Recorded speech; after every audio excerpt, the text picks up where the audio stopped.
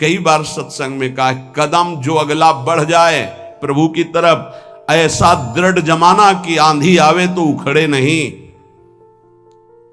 प्रायः जब कोई परमार्थ की सही डगर पकड़ता है तो उसका विरोध शुरू हो जाता है, परिचय होता है सही मार्ग का।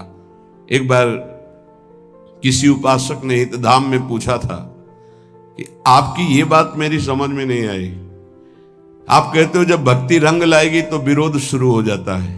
मेरा तो कोई विरोध नहीं होता, 10 वर्ष से भक्ति कर रहा हूं, क्या मेरी भक्ति में कमी है? हंस के कहा था कि अभी वो बात नहीं है जिससे तुम्हारी खिलाफत हो, जब आएगी तो हम आपको बता देंगे कि देखो अब शुरू हुआ कि नहीं। जब शुरू हुआ तो कहा, क्यों भाई समझ पा रहे हो? तो हाथ उठा के कहा, पूर्ण समझ आ गई, पूर्ण समझ आए। अन्य आश्रय लेकर के जो भजन किया जाता है उसका विरोध नहीं होता, ध्यान रखना। प्रभु से जो कुछ मांगा जाता है उसमें विरोध नहीं होता। जब प्रभु को पाना है सीधे और सीधे केवल भगवद अनन्यता है, अब विरोध आएगा, अब रंग लाएगा विरोध, क्योंकि तुम्हारे सीधे मार्ग को छुड़वाना पड़ेगा। अगर ये पकड़े रहे तो तुम माया पर विजय प्राप्त कर लोगे। और अभी अनंत जन्मों से माया हमें रौंदती रही है, वो कैसे बर्दाश्त करेगी कि हमारे चरणों में गिरा, ये हमको चरणों से रौंद के निकल जाए, ऐसा कैसे हो सकता है? तो वो प्रियजनों के, बड़े जनों के, निज जनों की बुद्धि में भेजती है, यहां से तीर काम करेगा, यहां से काम करेगा, यहां से काम। फिर जब देखती है ऐसा नहीं तो इंद्रिय द्वारों पे उसी के दैवी शक्तियां जागृत कर देती, अब आकर्षित करो। पर मंत्र जाप नाम के प्रभाव से फिर भी नहीं तो सिद्धियों को भेजती, तू आकर्षित कर। आखिरी पॉइंट्स, मान सम्मान कीर्ति सिद्धियां, गिरा इसको, लेकिन गुरु कृपा पात्र जो उसको, तो फिर वे आगे परम विद्या स्वरूप ज्ञान विज्ञान संपन्न वो भगवत चरणारविंद का साक्षात्कार करता है। इसको समझो परमार्थ को। हाय हाय नहीं मचाना कि विरोध हो रहा है अब क्या करें, निंदा हो गई अब क्या करें। बहुत आश्चर्य होता है, अपनी वासना की पूर्ति को साधना माना जाता है और साधना को नाटक माना जाता है। कैसी बुद्धि, कैसी बुद्धि। स्थिति देखी जाती है, बाहरी व्यवहार से कह रहे हैं, किसी परमार्थिक की परीक्षा नहीं की जाती, आंतरिक वृत्ति से की जाती है। बाहरी व्यवहार कुशल है, अंदर से भ्रष्ट है, उसे नहीं कहा जाता परमार्थिक। आंतरिक वो शुद्ध है और बाहरी व्यवहार कुछ बिगड़ा हुआ है तो कोई फर्क नहीं पड़ता, ये परमार्थ है। बाहरी व्यवहार में उसको मन आए बोले किसी से, मन आए ना बोले किसी से, मन आए आज नहीं मन है नहीं खाएगा, नहीं मन है उसका सोनी नहीं लगाएगा, वो बैठा है ऐसे। परमार्थिक व्यवहार का बहुत शुद्ध स्वरूप समझना। पर हमको अपने अनन्यता और अपने भागवतिक मार्ग से अगर विचलित होंगे, इधर उधर करेंगे तो फिर वो भजन नहीं माना जाएगा। इसलिए उपासक अपने लक्ष्य पर ध्यान रखे और ये जीवन केवल प्रभु के लिए है। इस जीवन में हम अब कुछ ऐसा बर्दाश्त नहीं करेंगे जिससे मेरा प्रभु का संबंध छूट जाए। इतना तो आ जाना चाहिए, शेष आगे की बात तो इष्ट और गुरु आचार्य हैं, वो देख लेंगे। आप में कि जहां मैं खड़ा हूं इससे पीछे कदम नहीं जाएंगे, चाहे हमारा गला काट दिया जाए। नारायण अति कठिन है हरि मिलन की बाट, या में पग पीछे धरे प्रथम शीश दे काट। ये मरकर मार्ग चला जाता है। अब हमारा कोई नहीं, मतलब की बात है तो हम आपकी सेवा करते हैं, मतलब की बात नहीं तो तुम्हारा जो लगता हो उसे बोल दो, अभी एक क्षण में मैं अलग हूं। किसी का सहारा नहीं, श्री जी का सहारा है। वो मारे या तारे, अब हमें ये नहीं देखना कि हमारी व्यवस्था करती तो मेरी आराध्य देव, व्यवस्था नहीं करती तो आराध्य देव नहीं। घोर अव्यवस्था में भी बोलेंगे महारानी जी की जय। घोर अपमान की स्थिति में मुझे ऐसी सामर्थ्य मिले कि मैं आपकी जय बोलूं। सम्मान और प्रीतानुकूलता में तो सब जय बोलते हैं। अपमान निंदा और विपत्ति की स्थिति में भी जहां कोई सहयोगी न हो, मैं आपकी जय बोलूं और आपको सराह सराह करके उस दुख और विपत्ति को सहूं। ये वो मार्ग है। अब कोई हमारा पति है, कोई हमारा प्रीतम है, कोई हमारी पत्नी, कोई हमारा भाई, कोई मित्र नहीं। नाते नेह राम के मनियत सुहृद सुसेव्य जहालो, अंजन कहां आंख जो फूटे। इसका अर्थ समझो, वो संबंध क्या जो हमारी भक्ति को नष्ट कर दे। अंजन कहा आंख जो फूटे बहुत कहो कहा लो। इसलिए उपासक, ये जीवन की बाजी अनंत जन्मों से हारते चले आए, इस बार जीतने का नंबर आया है। पासा पलटने न पावे, अपने ही पक्ष में विजय होगी, क्योंकि लाडली जो अपने सहयोग में है, आचार्य अपने सहयोग में है। लेकिन आपकी भी कोई निष्ठा होनी चाहिए। एक होता है पेंदी का लोटा, एक होता है बिना पेंदी का लोटा। पेंदी का लोटा जहां रख दो वहां अपना स्थान बना लेता है, और बिना पेंदी का लोटा ढड़कता रहता है। उपासक बिना पेंदी का लोटा नहीं होना चाहिए कि इधर से धक्का मारा उधर चला गया, उधर से धक्का मारा उधर चला गया।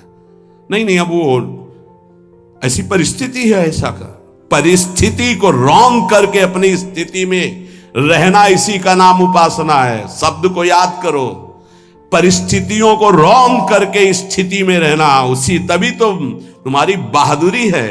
परिस्थिति में डाउन हो गए, गिर गए, फिसल गए, परिस्थिति में रौंद दिए गए, तो फिर क्या है? फिर पढ़ाई करो, पता नहीं किस जन्म में परीक्षा में पास होंगे। ये होगी परीक्षा, हमारे हो तो बस इस हमारे पन में बाधा नहीं पड़नी चाहिए। तुम गाली भी दोगे तो बर्दाश्त हो जाएगी, जैसे अपना छोटा बच्चा।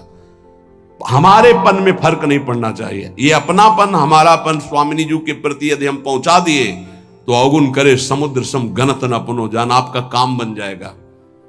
ऐसा न सोचो कि उपासना में परीक्षा नहीं आएगी। वासना की, शरीर संबंधियों की, ये सब परीक्षाएं आएंगी। बार बार स्त्री, बार बार पुरुष बनते हुए भटक रहा हूं, कौन रोक पा रहा है? आज अवसर मिला है आचार्य और गुरुदेव की कृपा से इस चक्र का भेदन करने का। आप इस चक्र के भेदन की सामर्थ्य तुम में हो तो बात करो, अन्यथा राधा राधा जपो। तुम्हारा जो कर्तव्य है वो हमारे साथ करो, नहीं तो जाओ। हम भरोसे श्री जी के, भरोसो दृढ़ इन चरणन के रो। निष्ठा है तो ये नौटंकी नाटक माया की तुम्हें परास्त नहीं कर पाएगी। अगर निष्ठा नहीं है तो फिर ये नौटंकी नाटक हो जाएगा। दोनों को देख लो। अगर निष्ठावान है तो भक्ति रंग ले आएगी। जितने भक्त चरित्र पढ़ते हो, क्यों पढ़ते हो?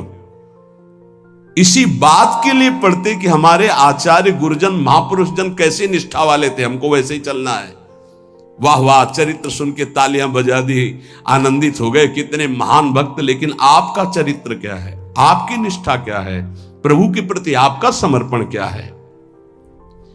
ये बहुत बात समझने की है। अगर हमारे प्रभु वनवास में हैं, सियाजू को सब सुविधाओं के लिए दोनों तरफ से प्रार्थना की गई। कभी जनकपुर में रह लेना, कभी महाराज, तो दशरथ जी के प्राण बच जाएंगे। हम सब आपको देख देख कर 14 वर्ष तक जी लेंगे कि सियाजू है मानो राम जी हैं। उन्होंने कहा कैसी बातें करते हो? क्या शरीर से छाया को अलग किया जा सकता है? क्या देह से प्राण को अलग किया जा सकता है? ऐसे राम से सिया अलग नहीं हो सकती।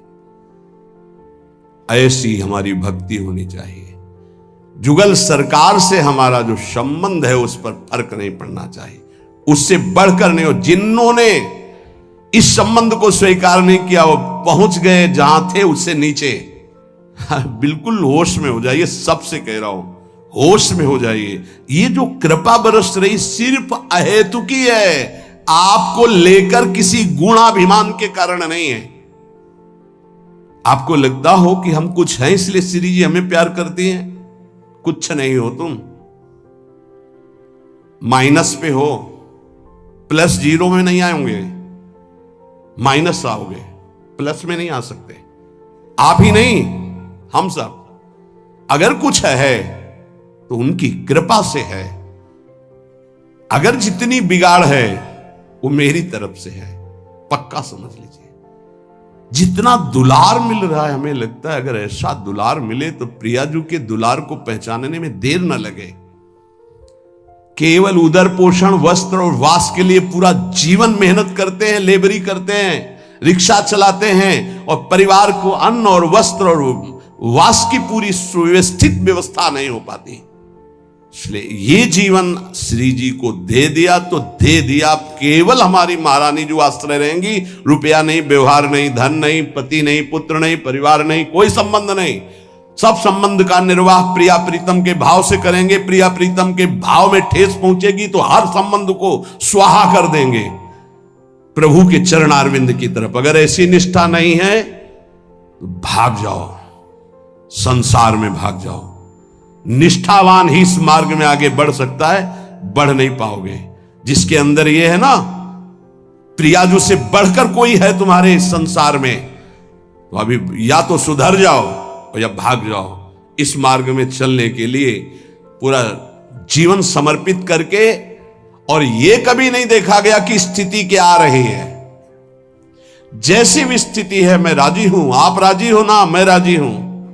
ये जीवन आपको दे दिया, आप जो मनावे सो करो, जो होली खेलो सो खेलो, ये आपका जीवन। चलेंगे तो राधा राधा कह के कदम आगे आपकी तरफ बढ़ेंगे। अब आप देखो कौन घसीटता है, कौन पीटता है, कौन पूजता है, कौन अपमान करता है, ये आपका विषय, मेरा विषय सिर्फ आप हैं।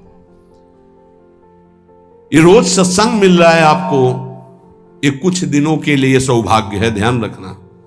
जिस दिन श्री जी ने चाहा उसी दिन ये बंद हो जाएगा, चाहे शरीर रहे या न रहे, इसका कोई मतलब नहीं। अपने हृदय को देखो, बुरा जो देखन मैं चला बुरा न मिलिया कोई, जो दिल खोजूं आपनो तो मुझसे बुरा ना कोई। इसलिए बहुत सावधान, निरंतर नाम जपने का अभ्यास कीजिए। जो गुरु कृपा इष्ट कृपा है उसको अपने हृदय में रखिए कि ये आपकी कमाई नहीं है, ये धरोहर दी गई है। अगर आप इसकी अपमान वृत्ति अवमानना करेंगे, जो अवहेलना करेंगे, तो ये गायब हो जाएगी। ध्यान रखना, जिस दिन गायब हो गई उसी दिन संसारी हो जाओगे। शब्द याद कर लो, घोर संसारी। डट के भजन नहीं करोगे, शरीर से सेवा नहीं करोगे तो बुद्धि भ्रष्ट हो जाएगी और इनका दंड मिलेगा। जब पूरा भगवदाकार जीवन होता है तब ये बात पचती है। आप भगवान के मार्ग के पति के केवल उतना अधिकार है, 5 गृहस्थों के यहां जाओ, एक एक रोटी मांग के खाओ और गुजारा करो, खूब नाम जप करो, भजन करो। एक ये वृत्ति। एक है भगवत सहारे बैठे, जो आ गया सब मिल्क बांट करके पा लेते हैं, राधा राधा। एक ये वृत्ति है, वो माधुकरी वृत्ति है, आकाश। एक है कि पड़ा हूं चेष्टा भी नहीं करूंगा, अजगर वृत्ति, वो अद्भुत जनों की होती है। एक वृत्ति में रहो। यहां एक वृत्ति है, आकाश वृत्ति। अधिकतर इसी आकाश वृत्ति का सेवन पूरे जीवन में किया है। मेरे प्रभु जो मेरे सामने भेज देंगे उसकी व्यवस्था होगी। याचना नहीं, कोई फीस नहीं, किसी से किसी भी तरह का कोई इशारा नहीं। अगर कोई इशारा करता है तो दंडनीय अपराध है हमारे यहां। इशारा भी नहीं कर सकते। ये केवल आकाश वृत्ति। आकाश वृत्ति भगवत आश्रय। 100 रुपये आ जाएगा, उसके अनुसार काम होगा। 4 रोटी होंगी तो एक एक टुकड़े बांट करके खा लेंगे, राधा राधा रटेंगे, मांगेंगे नहीं किसी से। इसमें किसी का टैक्स नहीं, कोई फीस नहीं, कोई इसमें हमारा प्रतिग्रह नहीं है। मेरे स्वामिनी के द्वारा भरण पोषण। ये जो आपको मिल रहा है भिक्षान्न से भी पवित्र है, क्योंकि आकाश वृत्ति के द्वारा मिल रहा है। और ये जो आप वृत्ति को सोचते हैं आप, बहुत कठिन है भगवत मार्ग की डगर। बढ़िया अवसर मिल गया, समय बहुत आगे बढ़ चुका है। अपने जीवन में निष्ठा आपको दिखानी पड़ेगी। ये मत समझो कि खा पी के एड़ा के समय व्यतीत कर रहे हैं। नहीं, प्रश्न आएगा सालाना, और क्षमा ही हल्का होगा, सालाना बहुत गहरा होगा। और अगर 10-12 वर्ष हो गए तो फिर फाइनल का जो प्रश्न होगा वो सिद्धावस्था की तरफ ले जाने वाला होगा। फाइनल में जानते हो कैसा प्रश्न आता है? हाई क्वालिटी का भोग। शब्द समझ लो, जीवन में जो सोच तुमने की होगी, कल्पना, उस कोटि का भोग आएगा तुम्हारे पास। भोगो, फिर भोगो। कोई संकोच नहीं, कोई भय नहीं, कोई नियम नहीं, कोई मर्यादा नहीं। क्या चाहिए तुम्हें? यह आखिरी है तुम्हारा। अब लगा कि भगवान तो मिल ही जाएंगे यार, आज नहीं तो कल मिल जाएंगे। ये जो एकदम ऑफर आया है इसको तो स्वीकार कर लेते हैं। नहीं, ये 12 वर्ष वाला फाइनल का प्रश्न है। तुरंत भूमिका बदलेगी। अगर आप जीत गए तो तुरंत अध्यात्म की भूमिका बदलेगी और आप ऊपर उठ जाएंगे। पर प्रायः जो गुरु कृपा पात्र नहीं है वो ऐसी जगह फेल हो जाता है, वो ऐसा धम्म से गिरता है कि दोबारा चढ़ना मुश्किल हो जाता है। आ सकती है, जा नहीं सकती। आ सकती है, जा नहीं सकती।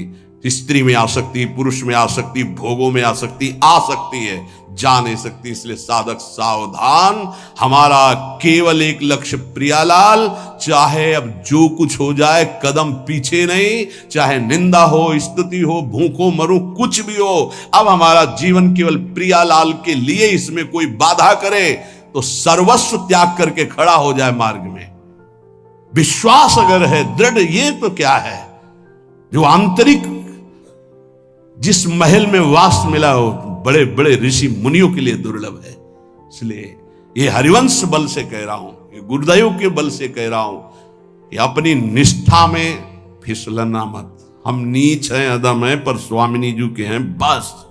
इसलिए चल जाओ ठीक से श्री जी की तरफ और श्री जी को प्राप्त हो जाओ। होना ही पड़ेगा, नहीं तो रोना ही पड़ेगा। और इस रोने के आंसू पूछने वाला नहीं मिलेगा जब परमार्थ से भ्रष्ट होकर कोई रोता है।